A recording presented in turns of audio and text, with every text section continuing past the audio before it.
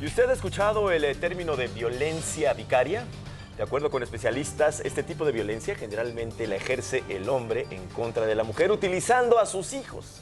El objetivo es manipular y causar un daño psicoemocional en las víctimas. De acuerdo con una encuesta realizada por la agencia Altermind a petición del Frente Nacional contra la Violencia Vicaria, en el 80% de los casos, las mujeres fueron separadas de sus hijos de manera inesperada.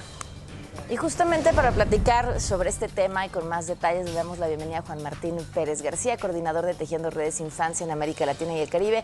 Buenos días, bienvenido. Gracias, Poncho. Gracias, Poncho. Gracias. ¿Qué es lo que está pasando? Porque vemos también un montón de veces historias acerca de retención de niños, robo de niños. ¿Qué porcentaje de estos en realidad se refieren a problemas entre la pareja y no necesariamente a un robo relacionado con otro tipo de delito?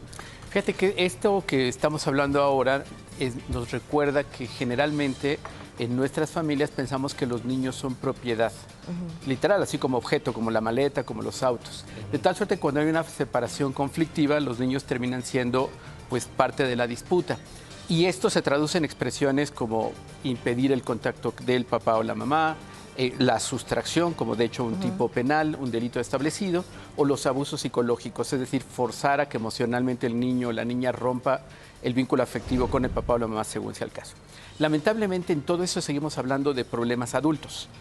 Los niños y niñas y sus derechos, que son personas con derechos plenos, no son considerados, no solamente en la dinámica cotidiana de la familia, que normaliza este tipo de conflictos, sino sobre todo de parte de las autoridades. El Poder Judicial suele ser bastante lento en estos temas y se normaliza, incluso mediáticamente, que ocurre, por ejemplo, la sustracción.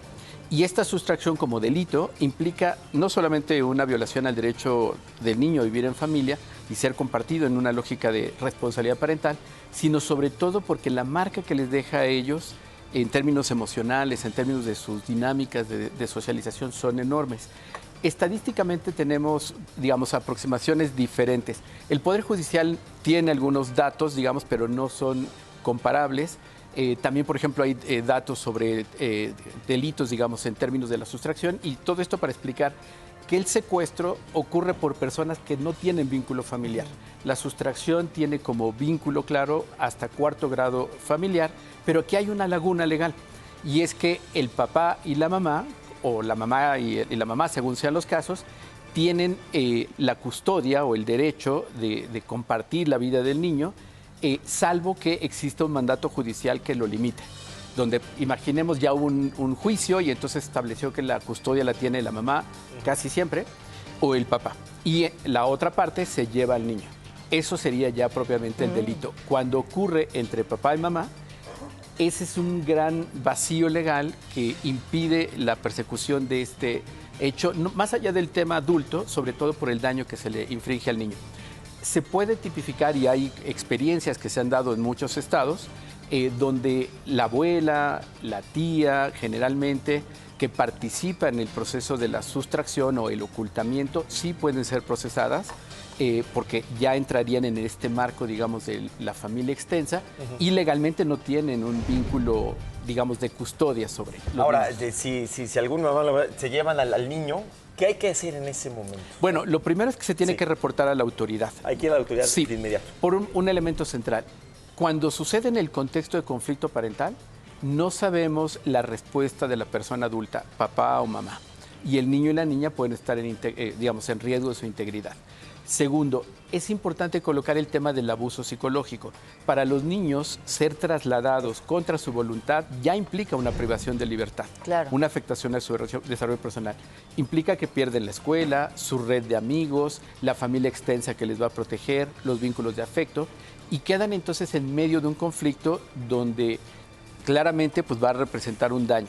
Y tercero, es importante asesorarse de manera apropiada, porque lamentablemente, y esto hay que decirlo, Pame, Poncho, con mucha preocupación, que se ha ido construyendo una industria jurídica para montar conflictos y extenderlos en las dinámicas parentales.